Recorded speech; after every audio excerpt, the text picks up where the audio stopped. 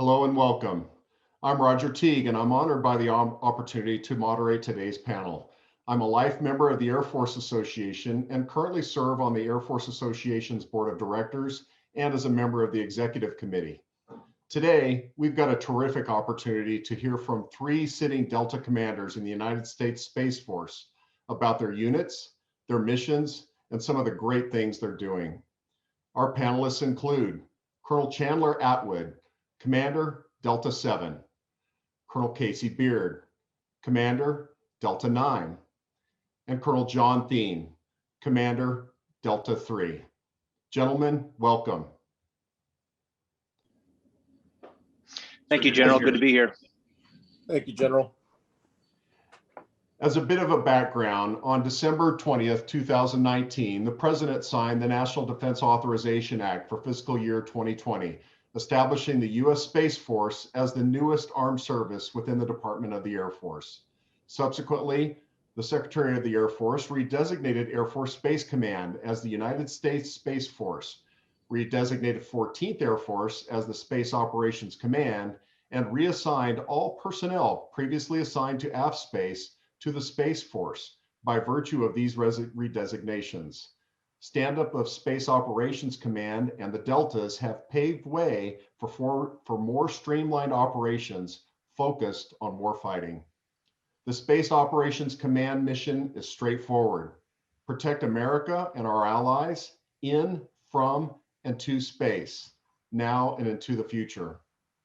Space Operations Command is the U.S. Space Force's Fight Tonight force. They are America's space warfighters, always ready, always innovative, always above. They are the primary force provider of space forces and capabilities for combatant commanders, coalition partners, the joint force, and the nation. Again, the Air Force Association is thrilled to have these outstanding space leaders participating on today's panel. So with that, let's get into the discussion. Colonel Atwood, could you please tell us a little bit about yourself and your unit?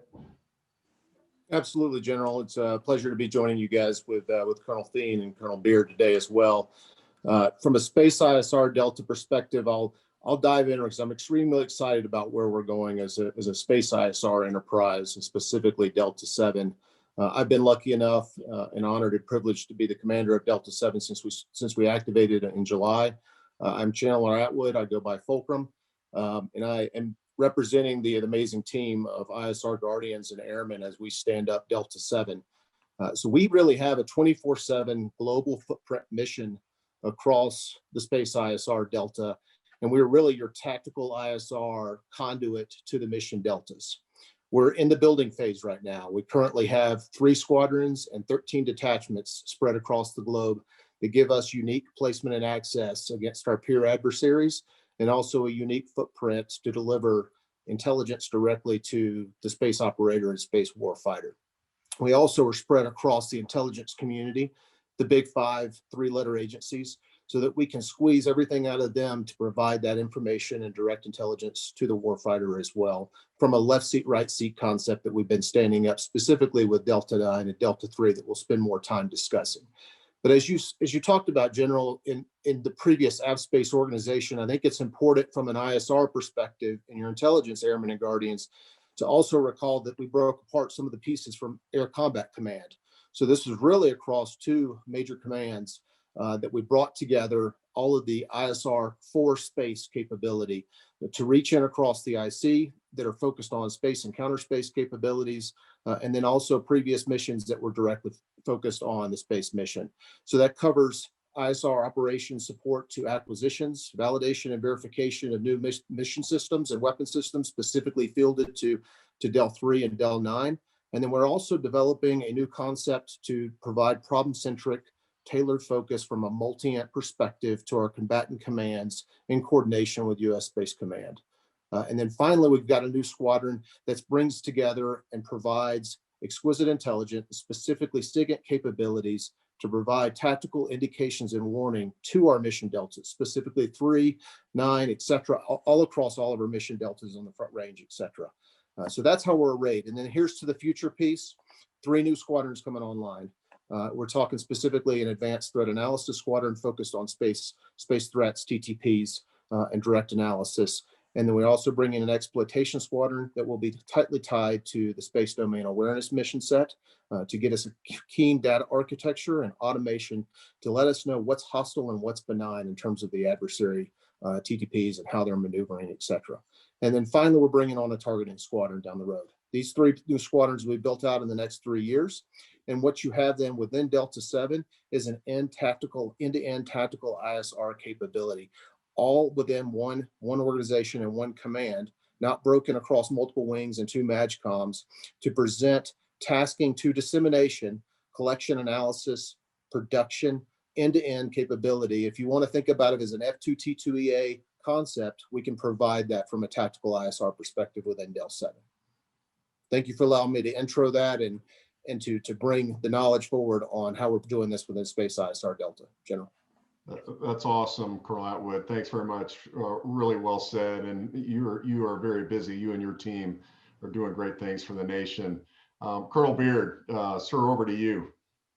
Yes, sir, General. I appreciate the time, the opportunity to showcase what we're doing in Delta 9 and across the service. And I'm honored to be accompanied by these fine gentlemen, Chandler, Fulcrum, Atwood, and John P. White Thien. Fulcrum and I were classmates, and we've gone back several years, and PY and I have been neighbors. So we've, these knuckleheads are doing some awesome work. Very, very pleased to be with them and honored to serve alongside them. Again, as you mentioned, sir, at the beginning, I'm the commander of Space Delta 9, the Stormbringers, honored to represent that fine group of folks, warfighters, guardians, and airmen alike. And just for your audience's sake, I'm noticing that we might have a mirror image in my camera here. So we do know our Roman numerals. We are IX. If it looks like it says XI behind me, that might just be a mirror image here. So that does say IX, Roman numeral for the Delta 9 team. But again, we're the Stormbringers. Our mission area is orbital warfare. So while all Deltas are new as of this summer, one thing that's unique and noteworthy about Delta 9 in particular is that the mission area, the formal mission area of orbital warfare, protect and defend in domain, did not exist before this summer. So the men and women of Delta 9 really have a threefold responsibility that we experience day in and day out. We have to build the tradecraft every day of orbital warfare. What does that look like from a tactical level to the operational and even informing strategic level? So we're building the tradecraft as we go. We're building the Delta as my counterparts are doing, understanding what that means, the infrastructure around it, the support needed to sustain that mission area. And of course, we're also influencing the service on a day-to-day basis. How does this service function internally and then externally to the rest of the organization? One of the things that we communicate to all of our DBs and visitors that come to us is that we are the Space Forces and DOD's first and only in-domain maneuver and fires element. And I can't go into a lot more detail than that, other than we are postured to be able to protect and defend, to deter threats, and if necessary, defeat those against our critical space-based capabilities. As Chandler mentioned a little bit ago about the F2T2EA construct that we have refined over the years in the Air Force and other services, in many ways, Delta 9 has its own microcosm capability baked into the way we're structured. So organizationally, I have 2 operational units that will be presented to the command to U.S. Space Command. I have the 1st Space Operations Squadron, which operates the GSAP vehicles in GEO. They also operate SPSS, ATRR, and ORS-5 in low Earth orbit. And the GSAP system, combined with those low Earth orbit systems, provide incredible architectures and vantage points to be able to do space-based characterization, space-based surveillance, space domain awareness to the tactical fight. And we have that baked in-house in Delta 9. We're also, my other tactical unit, operational unit, is being activated, of course, as we speak, and is getting their feet underneath them. And that's 3SOPs, the 3rd Space Operations Squadron, not to be confused with the 3SOPs of old, which was a MILSATCOM organization. So when you hear 3SOPs today, fundamentally different, associated with protect and defend operations.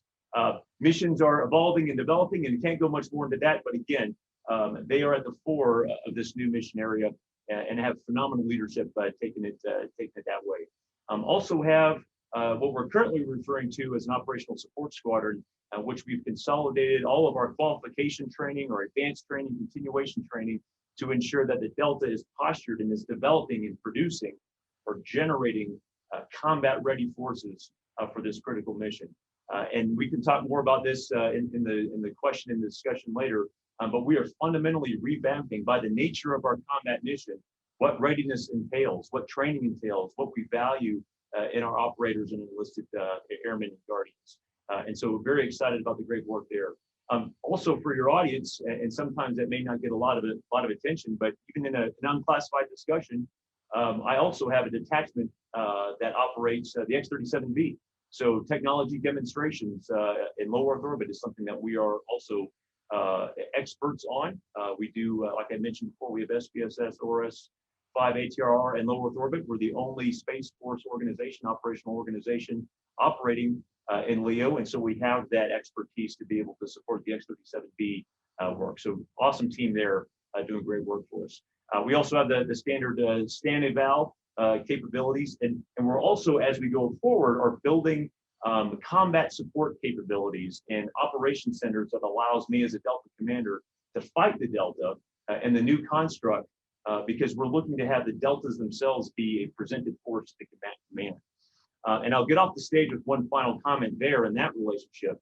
Is another element that makes Delta 9 somewhat unique is that we're the only Space Force organization that is apportioned or presented exclusively to Joint Task Force Space Defense within US Space Command. I know Delta 3 and PY will talk about this, has some connection there as well, but we have a direct link to JTFSD. I have a great working relationship with Brigadier General Thomas James, the commander, JTFSD. And so we are really breaking glass, breaking new ground. And what I would say is we represent ultimately Delta 9, the maturation of space power as a distinct element of military power that sets us on even par with our sister services. So very excited about the opportunity. Looking forward to talking more about it. Thanks, Ken. Yeah, that's fantastic, Colonel Beard. Thanks very much. Very comprehensive overview. And I know there's a lot there that you had to be careful about as you described your mission, but fully appreciate all that you and your team are doing there. Colonel Thien, over to you, sir. Tell us a little bit about yourself and your organization. Sure. Good morning, General. Good morning, ladies and gentlemen. Thanks for the opportunity to get to be here, and thanks for the opportunity to talk with these fine gentlemen about the future of space and where we're headed to. Just like you mentioned, sir, I'm the commander of Space Delta 3, and that's the electronic warfare arm of Space Force. And so that's exactly what it sounds like. We are doing electronic warfare. The principles and the fundamentals of our electronic warfare are exactly that on the air side or any other domain. Obviously, there's some intricacies that we have to deal with dealing on the space domain side, but we're very well versed in the electromagnetic spectrum, and I like to think we're part of the electronic warfare spectrum, electronic warfare family, if you will. We are the Dark Knights of Delta 3, and that's what we are. We're the silent guardians. We're the watchful protectors. We have 4 squadrons that fall under the Delta. We have shout out to the Warhawks of the 4th, the Griffins of the 5th. Cobras of the 16th, and the Warriors of the 721st. We generally split our squadrons into offensive and defensive categories, although those lines are quickly blurring as we're finding out. And that again, those terms are exactly like they sound. We have units that go out and take the fight to the enemy. And then on the defensive side, we have units that go out and protect the electromagnetic spectrum for our forces. One thing that's definitely unique about space is everything we do depends on the spectrum. Whether we're commanding a satellite, whether we are our sensors, obviously, not too many of our satellites are manned up to 23,000 miles over the Earth. And so the only way to talk to them is through the spectrum. And so the protection of that spectrum, utilizing that spectrum to our good while denying the enemy the same is going to be very key for how we utilize space in future conflicts. Our Delta has, probably similar to a lot of forces in the military, is we have been very focused on the global war on terrorism over the last 20 years. And that's, if you would take a look at our systems, that's generally where we're at. We are doing a lot of assistance for forces deployed around the world. But it is time now that we start pivoting towards near-peer threats and EW for the sake of space to achieve that space superiority, or at a minimum localized space superiority. And so that's one of the big movements that we're trying to do in our Delta is how do we continue to do the missions that we're doing downrange, but at the same time prepare for a future situation. We currently have squadrons. I can't say exactly where, but we have multiple forces deployed around the world, and we are 24/7 units that are integrated in operations around the clock. We are on a regular basis the only Delta that deploys forward, and so something unique about our forces, about our Guardians, is that in order to get access to the satellites, we do need to deploy forward to assist those folks in the areas of interest. It's about where I'm at here. We look forward to continue to partner with, especially with Delta 7, Delta 9, as we continue forward, as we look forward to integrating electronic warfare and war in our space operations as we move towards a more force packaging concept in the future. That's all I got, sir. That's awesome. Great job, guys. Really well done. Appreciate your overview of your units. I know you're all very proud of it. It was really where I wanted to start the conversation a little bit today, is really trying to get a sense of how your transition from the Air Force to the Space Force is going, as you've stood up the Space Force and all the things that go into standing up new units, new organizations, deltas, and, rebadging, all of that goes into that. We were talking a little bit earlier before we got started here. I'd love for you to pull out your new unit coins and show me your Delta coins if you got one there. That's good stuff. I mean, all that stuff matters. What kind of cultural aspects are emerging from your units? What kinds of things are you encountering and seeing as you guys are standing up the United States' newest service? Casey, you're first. Well, you all got them going. I'll put you on the spot. Challenge time, right, John? Oh, there we go. Cool. Everybody's ready to go. I think you owe us a beer, General. I owe you a beer. That's right. Malted beverage of your choice. Next year, when we all get together, at the Air War conference, we'll do that. That sounds good. Go ahead, Chandler. You got the mic. No, I think it's really good to actually start off with Del 7 here, sir, because as I've talked with Shaggy and PY numerous times, really we're going through a transition within the Space Force, and just generally as a warfighting domain, space domain, as we've talked about for years now. But it's essentially in 2007, we had that huge pivot and switch with the Chinese direct ascent ASAT test missile that created so much debris and really changed the kind of sanctuary of space that we've all grown up with. And now really it's got to be intel driven, cyber resilient space operations. And so I think everything's got to be led off with good eyes and ears from your space ISR Delta. And that's what we're trying to provide. In the past, we've had the luxury of moving at kind of the speed of foundational intelligence is what we would tell you, and to drive S&TI and future acquisition and capabilities that need to come down the pipeline. And that could take months, years of analysis.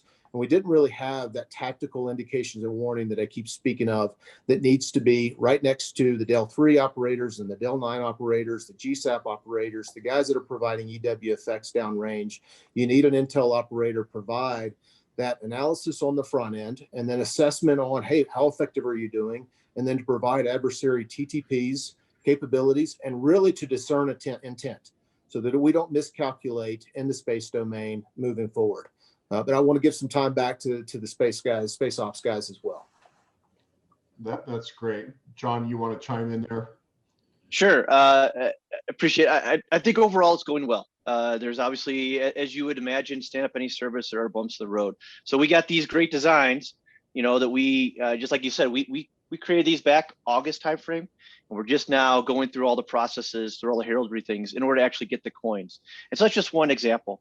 But we're also kind of being put on the spot of, we've all heard anyone, well, if I was king for a day, if I was in charge, this is what I would do. Well, okay, now we're there and we have a blank slate. And so we're looking at how do we organize? We now have stood up deltas. We've essentially eliminated the group level and the numbered Air Force level. How do we acquire systems? How do we present forces?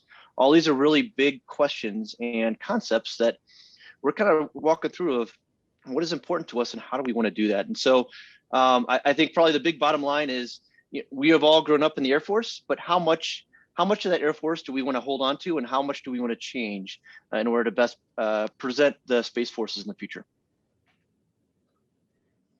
Yeah, that's right. And, go ahead, Casey. I was going to say, sir, yeah, just to pile on there, and I think just to carry on with what PY had just suggested, one of the aspects of the transformation that I think has been very very good and in a very rapid pace is the realization that we don't have to be beholden to another way of doing business.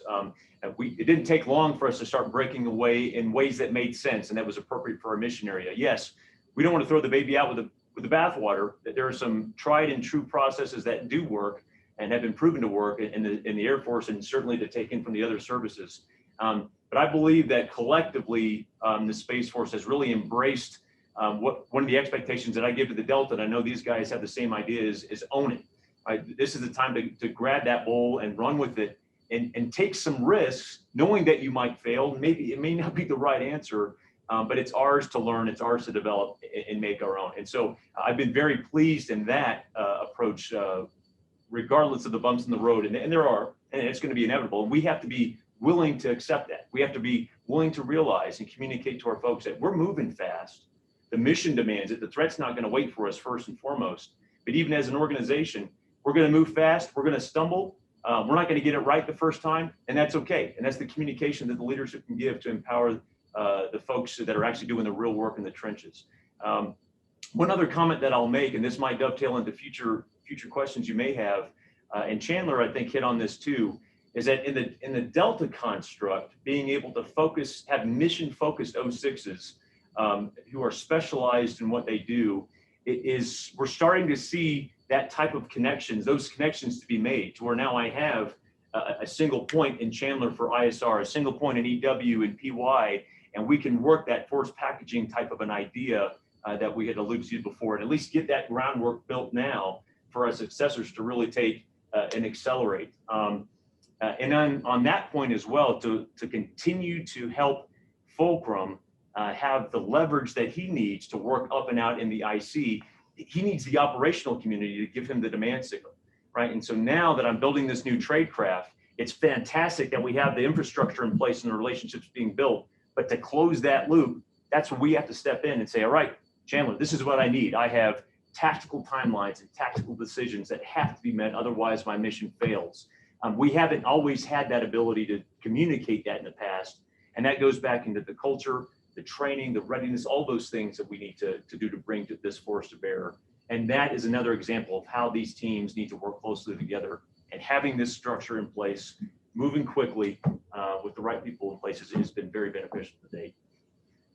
Casey, that's outstanding. It's a great segue. Really, it's a perfect segue to talk a little bit about, with regard to your personal as well as the unit's transition and perspective is really perspectives, I should say, with regard to differences in space operations since creation of the Space Force. As you just rightly pointed out, there's increased focus now on warfighting.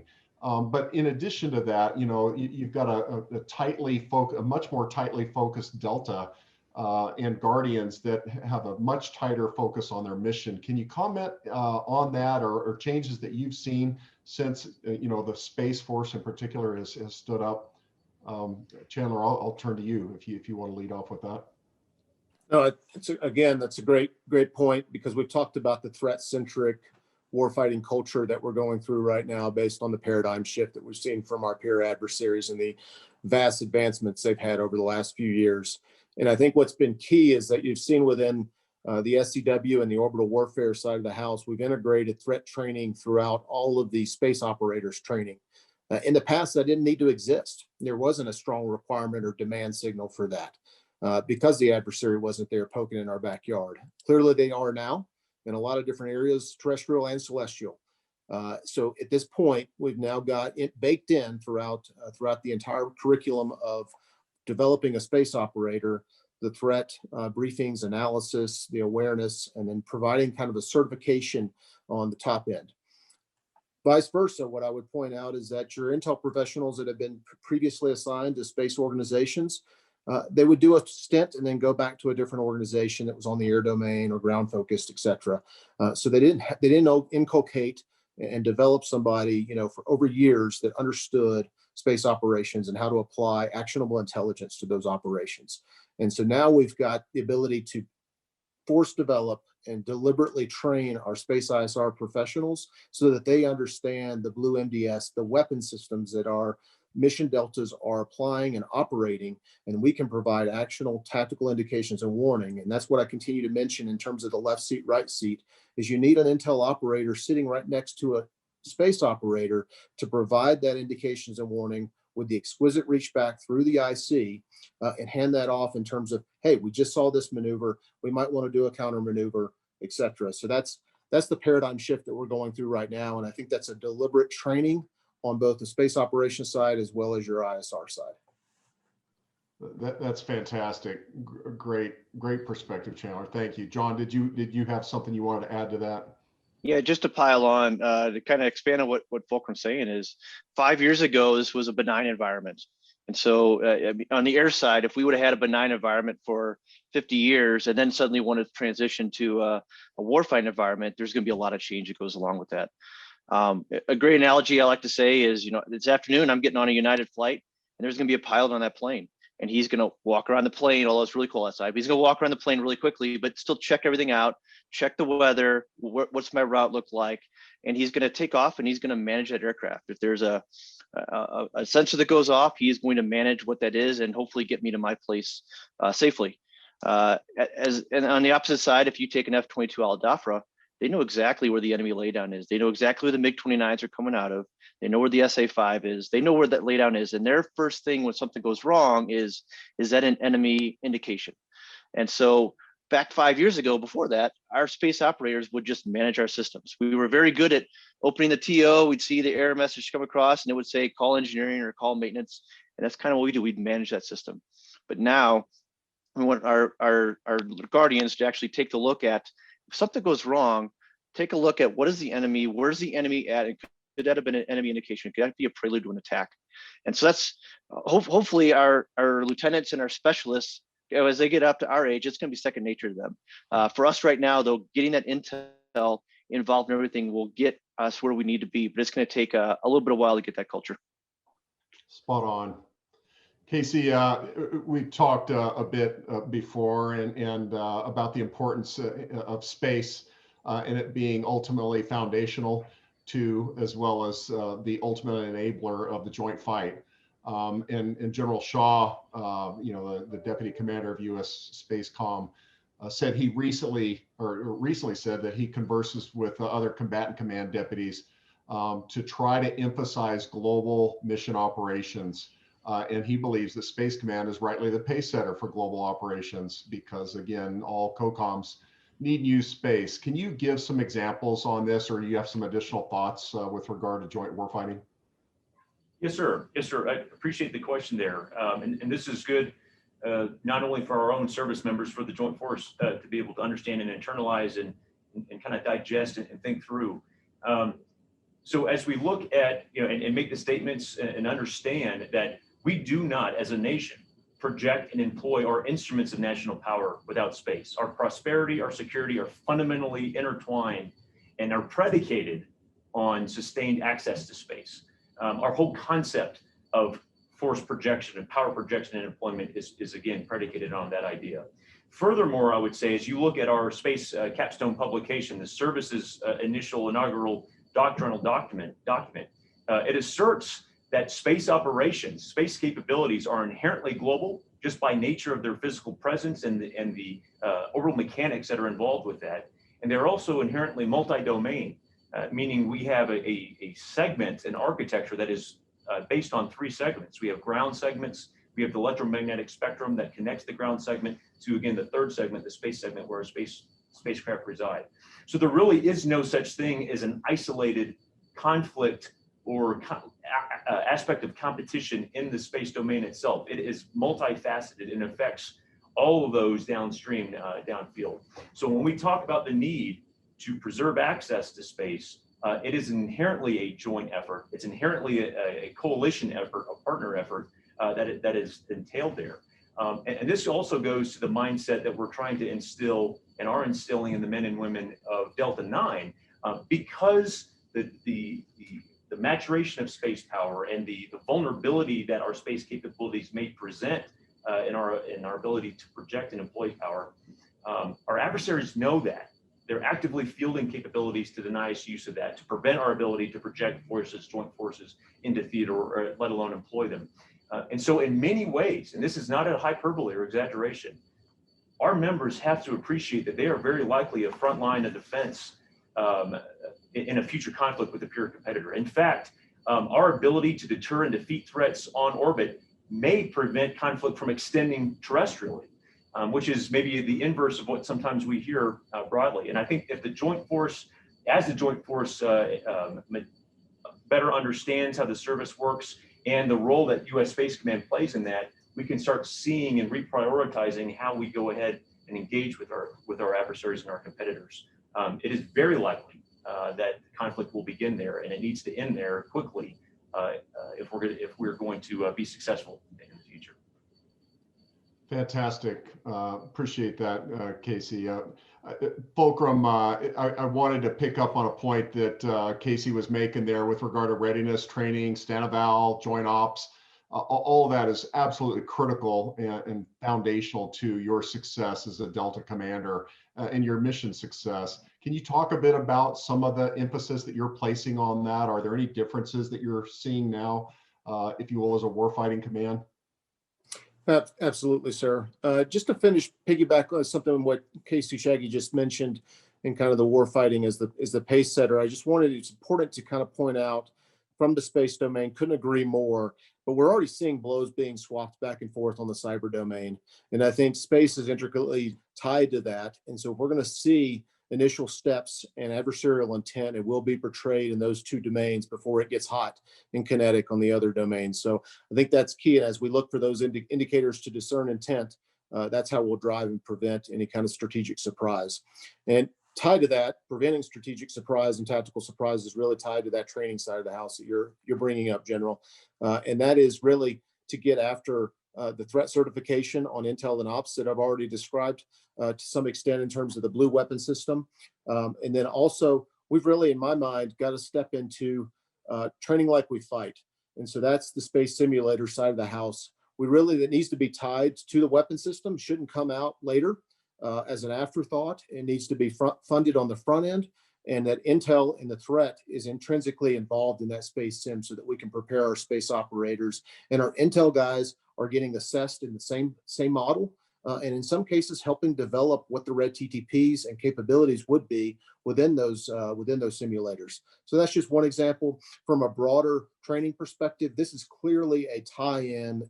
Del 7 has got to be tied in addition with Spock, with our other field command, the Space Training and Readiness Command, STARCOM, that is now just standing up. It's now a provisional Star Delta, but that will be a field command. We will be heavily reliant on them to help prepare our Guardians. And we're in conversation now with Goodfellow, where our intel skills training, initial skills training pipeline is, and making sure that we are having a Guardian stamp on that to ensure that we're developing the best pipeline of ISR Guardians coming to Del 7 and the other field commands. Thank you for that question, General.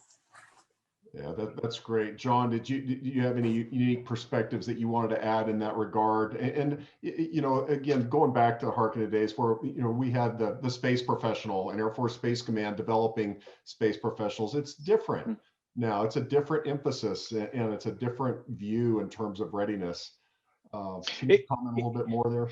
It is, and you know, I think that's one of the whole reasons we split off as a separate service is because of the unique nature of our domain. You know, I think as Air Force folks, we very much know about lift, drag, thrust, weight. We're very familiar with fluid flow over wings and how aircraft move through the air.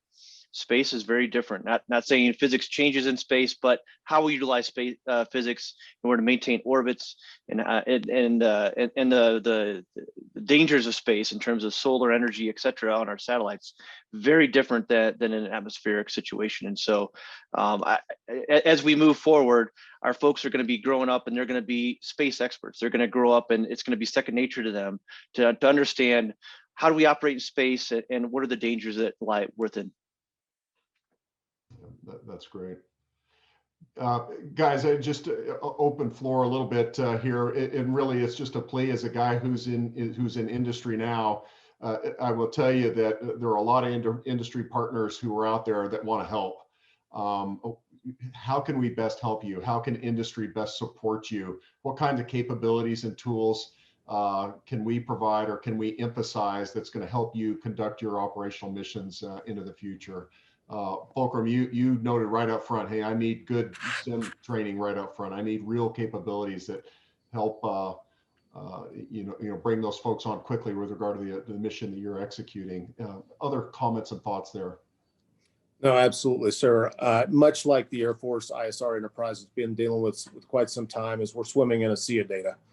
And to get after real indications of warning in space, when we're talking tens of thousands of miles away, very abstract, very tough to provide indications of warning at that far out in the geo belt, et cetera. We need an exquisite data architecture.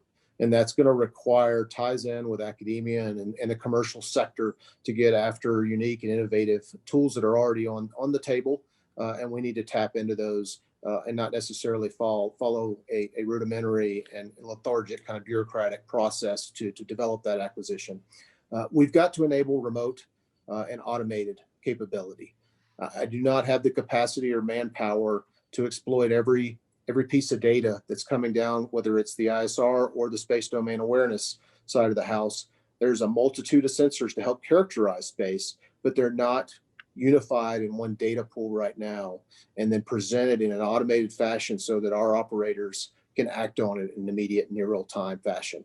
So that's really where, and that's a huge problem set, and that's a huge investment over a long period of time, but that will enable and also help be more efficient and save us manpower resources down the road. In the past, we've done a linear PED process where we need a man specifically in the loop to verify and validate the data and then provide any kind of anomalous warning and then characterize that threat. In the future, we need to have the analyst on the loop, not in the loop, so that verification and validation can be much more timely and we can characterize the threat and discern intent in a near real-time fashion and provide that warning to our space operators. Well said. Colonel Beard. Yes, sir. Just to add on to that, Fulcrum was hitting really good points there. Just for context as well, and this is just a microcosm into the shift that we're talking about. If I were to take Boyd's OODA loop, the classic OODA loop there, when you really talk about the essence of warfare, it boils down to decision making and action. Obviously, you have to observe and orient to get there, but it's really about that.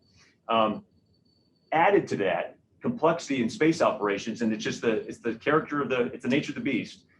We're the only service that is responsible for operating in a physical domain where we don't reside, right? So there is greater emphasis on having to have 3D visualization, mental pictures of what is happening in your environment. PY mentioned it earlier when he gave the F-22 example. What does that threat environment look like? There's data that can be given to me, but how does the operator, how does the intel analyst on the floor doing the tactical mission visualize and conceptualize what is happening in 3D space?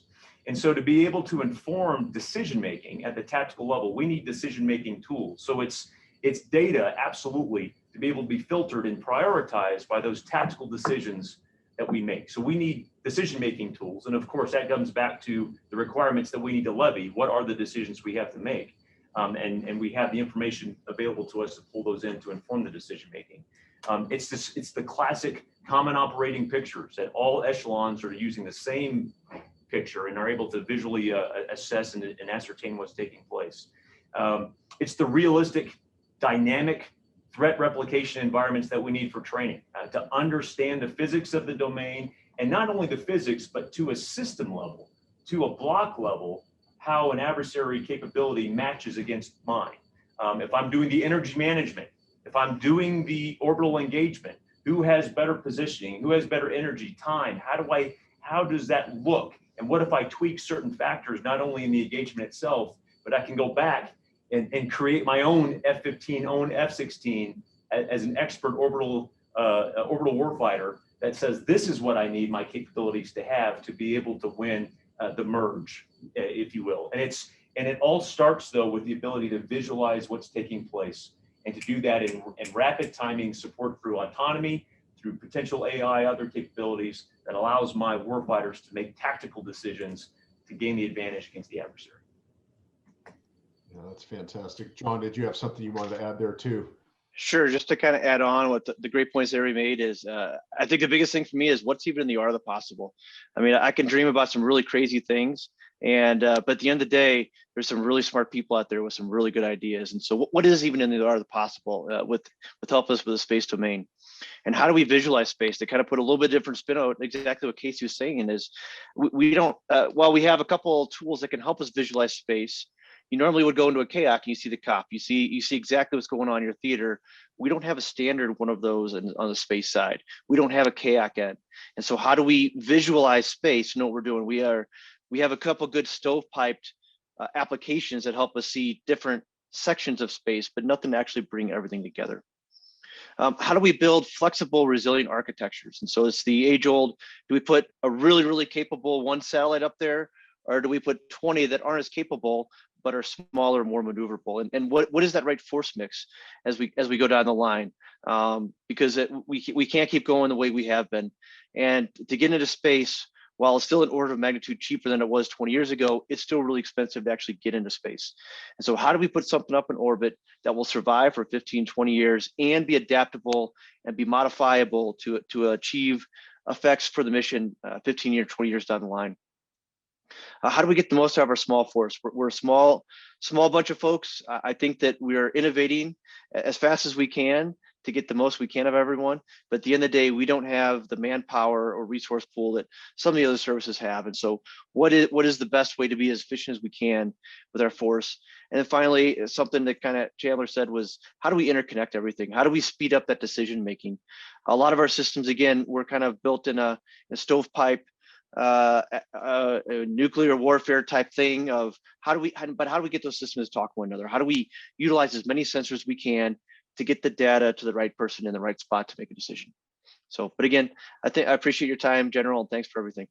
Oh, absolutely, John, and well said, guys. I mean, these are real issues that you guys are having to choose, sort through and deliberate on and plan for the future as you chart the course for the future of the Space Force and for the nation. And it's so critical that we get this right. And it just gives me comfort personally, knowing as an old space guy that, you guys are all over these issues and they're front and center to you.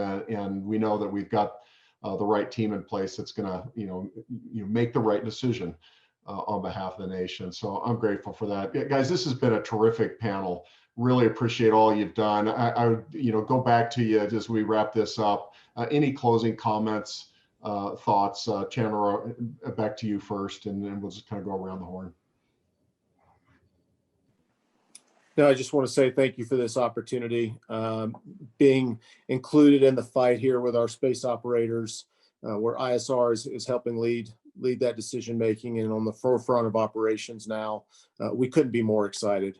If you think about your ISR airmen and guardians and those that are transitioning into the Space Force, we're an all volunteer force and we're all extremely eager to get after this. There is a lot of over the horizon kind of discovery and excitement about where we're going as a Space Force and as a new service. And I just can't tell you how excited your intel professionals are about supporting and enabling and helping drive operations in this domain.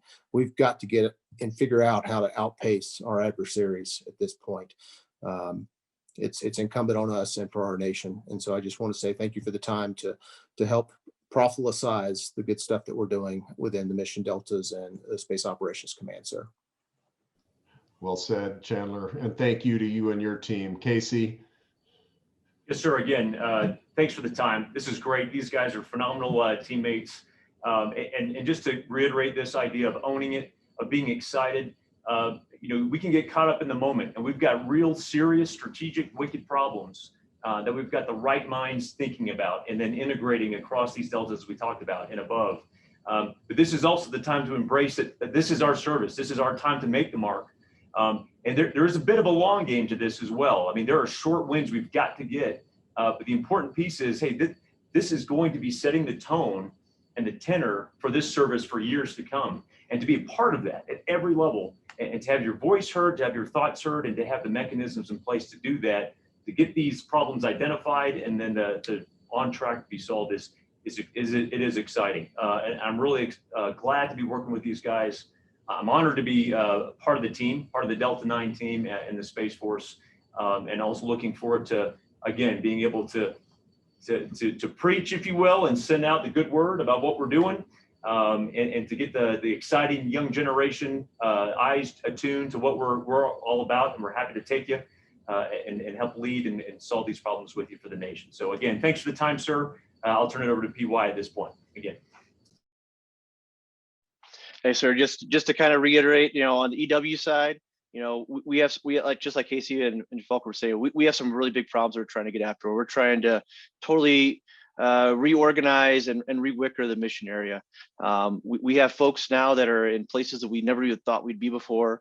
We had a lieutenant, for example, the other day on the 31st MU that swore into the Space Force. We're on continents, we're embedding with forces, and so we're doing some really great things across the mission area. And I really see really great things coming down the line. And I'd say the biggest thing is I'm just honored to be able to work with the Guardians of the Airmen that I do.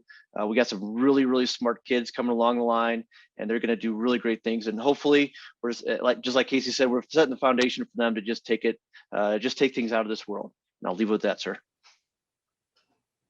Guys, again, it's been a pleasure to be with you. An honor has been mine. You all just gave us such a great perspective. And on behalf of the Air Force Association, I just thank you for your time, for your commitment, but most importantly, for your service to our nation. It matters. And I know you know that, and I know your guardians know that, and just know how proud we are of you, your families, and everyone who continues to make a difference in this great nation. I salute you all. I thank you all, and wish you Godspeed. Take care, and thanks. Thank you, sir. Thanks to AFA. Thank you all.